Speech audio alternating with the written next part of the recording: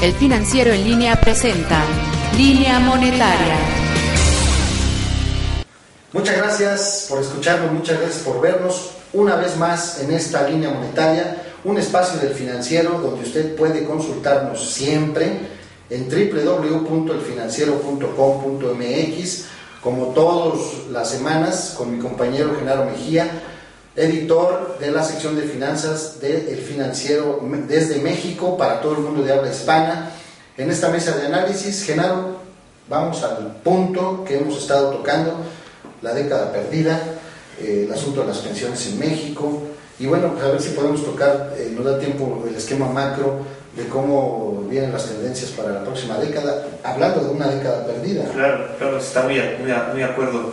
Mira, toda la semana que está cursando, el periódico se metió a un tema que es preocupante porque estamos cumpliendo 10 años de estancamiento económico. Tenemos un analista económico que se metió a buscar en los archivos hasta que hay fechas, y en la década que comprende 2001-2010, incluyendo las estimaciones más promisorias de que creceríamos 5% este año, aunque creciéramos 5% este año, habríamos vivido la peor década de la historia mexicana desde 1940, o sea, en 70 años. Esto es gravísimo.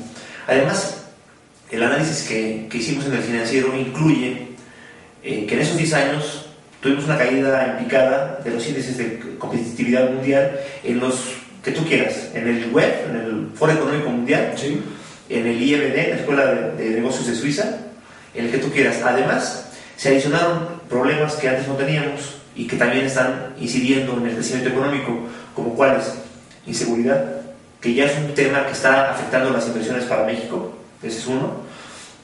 El otro, el rezago educativo, que también es un problema que preocupa, porque si no hay mejor mano de obra, no tenemos oportunidad de colocarnos en el mercado, ¿no? Y pues también los problemas que se juntaron en este momento, que fueron las crisis internacionales. Dependemos demasiado del mercado de Estados Unidos. Todo eso nos ha llevado a tener la peor década en 70 años, Gerardo. Pareciera que es una década que se va rápido, pero son generaciones las que han sido afectadas, ¿no? Sí, claro. O sea, ya no podemos hablar de que fueron poquitos los afectados, sino que en realidad estas generaciones de los que hemos crecido en los 80s, los 90s, la nueva centuria, somos las generaciones de las crisis, claro, las generaciones de los perdedores. Claro, y además las tendencias es que va a haber crisis mundiales mucho más seguidas. Eso es lo que también se dicen los expertos. El problema aquí es que se podría achacar el problema que esta década pues es una década panista, ¿no? Se podría achacar al problema del nuevo partido que no supo cómo hacerlo, pero no podemos verlo tan parcialmente. Tenemos que recordar que tenemos una historia de más de 7 décadas de un solo partido, y los problemas del país son estructurales, que se reflejan en esta década, por supuesto, con más agudeza, por supuesto. ¿Por qué? Porque vivimos dos crisis muy importantes: la crisis de las Torres Gemelas y la última crisis que todavía estamos metidos en ella, por las hipotecas subprime en Estados Unidos. Sí, desgraciadamente, ¿no? Todo esto que ha ocurrido, que ha sido trágico para el país. Hemos tenido un país donde hemos sufrido extorsión, hemos sufrido sobornos, hemos sufrido corrupción, hemos sufrido devaluaciones, crisis recurrentes, pero no acaban. Como dices tú, gobiernos priistas, gobiernos panistas van y vienen, pero no acaban. Permíteme, antes de ir al asunto de las pensiones, tocar el tema de la próxima década. Los analistas económicos, financieros, los expertos están vaticinando una debilidad del dólar, si no es que su desaparición, un crecimiento fundamentado en el consumo de los países emergentes como la India, como México, como Brasil, el hecho de que China se le va a trepar a todos los países del mundo como la principal potencia mundial en todos los aspectos, incluso el deporte, ya no hablemos de otras cosas, pero incluso el deporte, y una persistencia de tasas de interés bajas, poco consumo, poco crecimiento, y los riesgos de estanflación o de deflación, como en algunos países está ocurriendo. ¿Tú cómo ves este panorama? Pues es muy prudente que hagas esta análisis de lo que viene en los próximos 10 años, porque estamos en un momento muy débil de la economía mexicana. Estamos saliendo de una década muy difícil, muy problemática, y los 10 años que vienen, como tú lo estás diciendo, no vienen muy favorables. México no tiene mucho que hacer, o sea, el camino es uno y no lo ha hecho. Y lo que ha pasado es que el principal problema, y lo reconocieron, entrevistamos a senadores y diputados, reconocen parte de su culpa, un estancamiento en la negociación. Incluso se habla de que la primera parte para poder aprobar las reformas estructurales es aprobar la reforma política, que sería cambiar las reglas del juego, los incentivos, que ahorita son perversos, dar incentivos para que los legisladores y el gobierno federal destraben las reformas y avancemos como país. Ahorita el incentivo es que todas las bancadas hagan lo que el partido diga, y si al partido no le conviene que se apruebe una reforma porque eso le podría dar votos en la siguiente elección, entonces la reforma no pasa.